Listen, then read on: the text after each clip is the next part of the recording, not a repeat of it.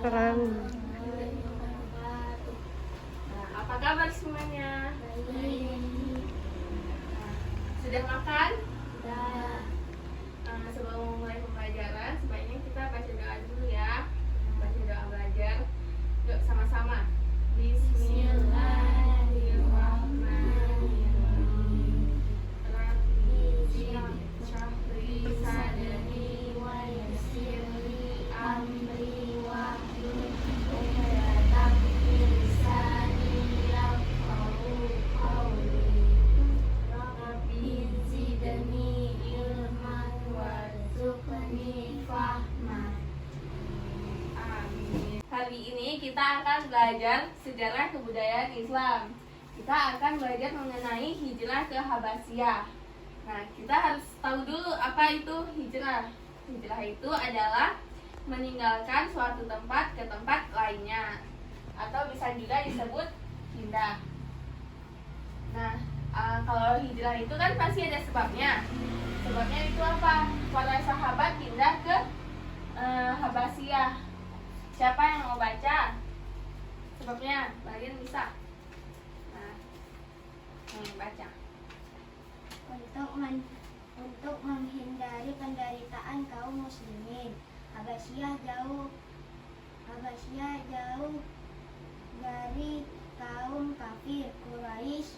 Selain Habasyah memiliki raja yang jujur, adil dan bijaksana. Raja Habasyah bernama Najasyi. Nah, berikan tepuk tangan untuk kalian. Nah, Ibu jelasin sedikit ya. Jadi setelah Muhammad SAW menjadi Rasul atau Nabi, penduduk di Mekah itu ada beberapa yang masuk Islam dan beriman kepada Allah Subhanahu Wa Taala.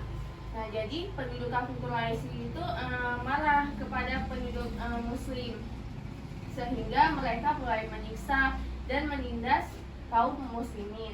Melihat hal itu, Rasulullah pun menyuruh kaum muslimin untuk pindah ke Habasyah. Ya, ada yang tahu Habasyah ini di mana? Gak ada yang tahu. Nah, Habasyah ini disebut juga dengan Habsyi. Habasyah merupakan negeri yang terletak di Afrika Timur. Sekarang negeri ini disebut dengan Ethiopia. Nah, ini di sini dia. Untuk di sini Mekah untuk ke sini harus melewati Laut Merah.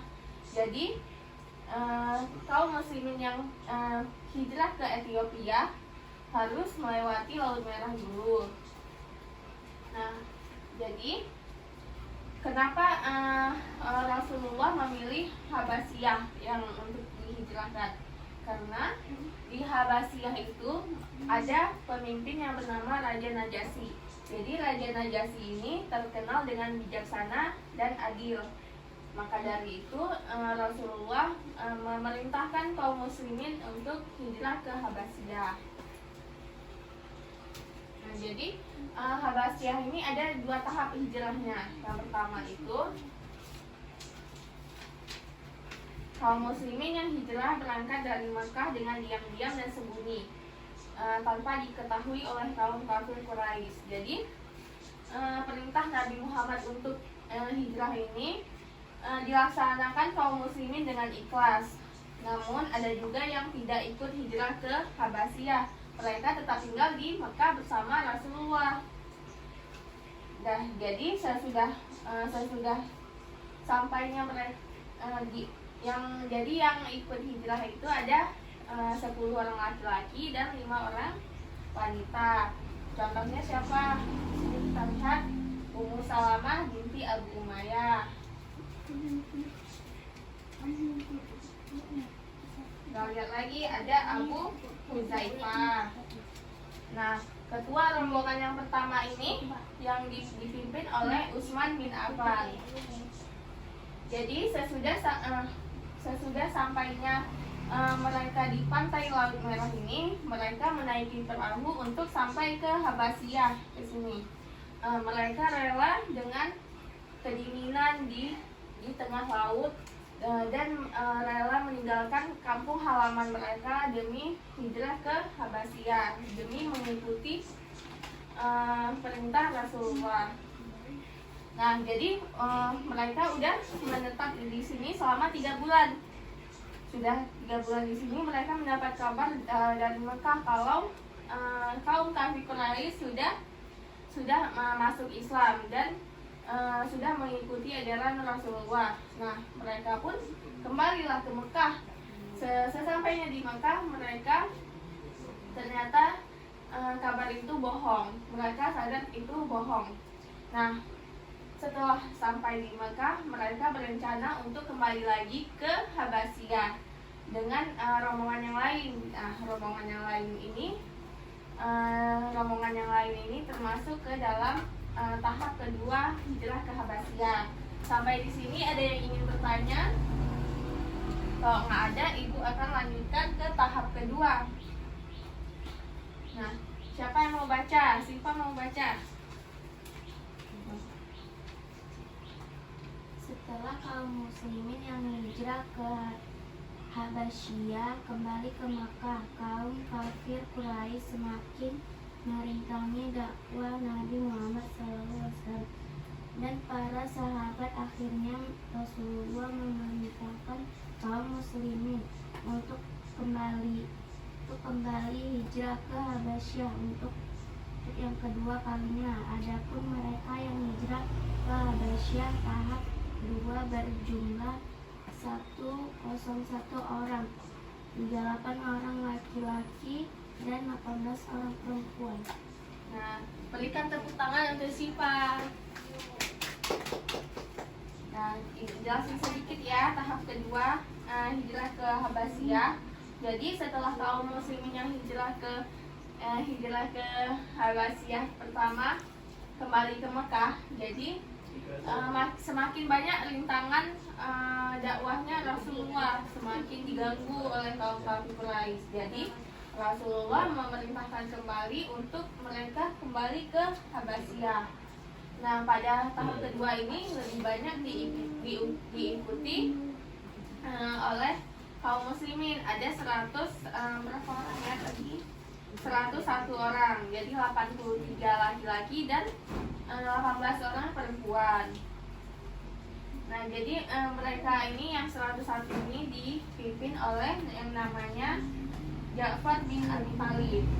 Nah, pada tahap kedua ini rupanya rencana mereka hijrah ini diketahui oleh kaum kafir Quraisy. Pasti ada reaksi mereka bagaimana. Nah, jadi reaksi kaum kafir Quraisy mengetahui kaum muslimin yang hijrah ke Habasyah, mereka ini mengganggu kaum muslimin dan mereka ini gelisah karena kaum kafir Quraisy dan warga Habasyah itu menjalin hubungan dagang.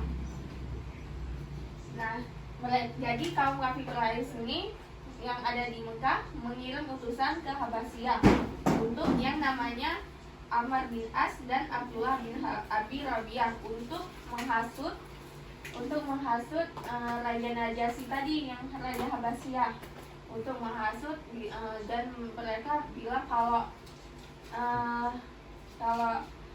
kedatangan kaum muslimin akan mengganggu keamanan Habasyah.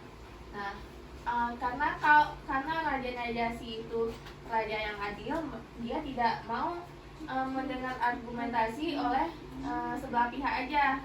Dia pun memanggil utusan kaum muslimin. Nah, maka dari itu kaum muslimin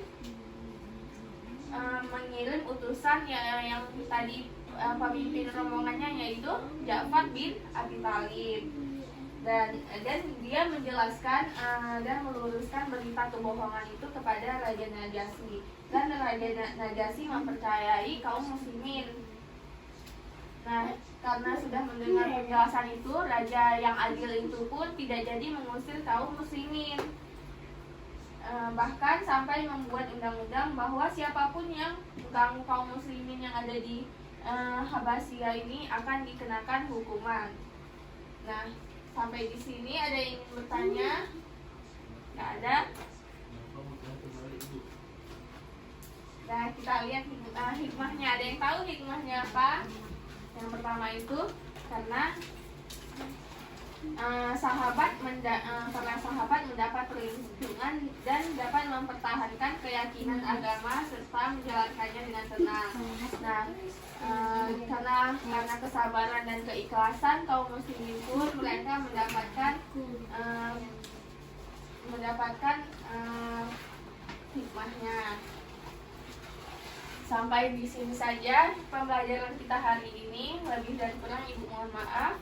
Wassalamualaikum warahmatullahi wabarakatuh.